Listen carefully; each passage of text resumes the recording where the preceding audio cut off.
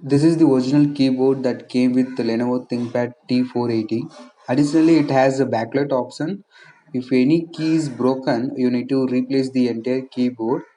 You won't find this model's keyboard with a backlight easily in any of the service center or online retail. Even you won't get the original keyboard from Lenovo website.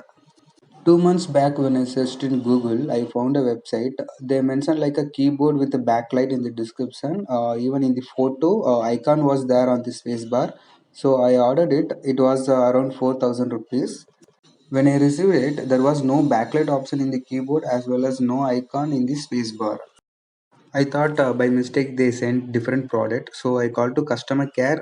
Then they said that they don't have keyboard with a backlight. So I returned for refund.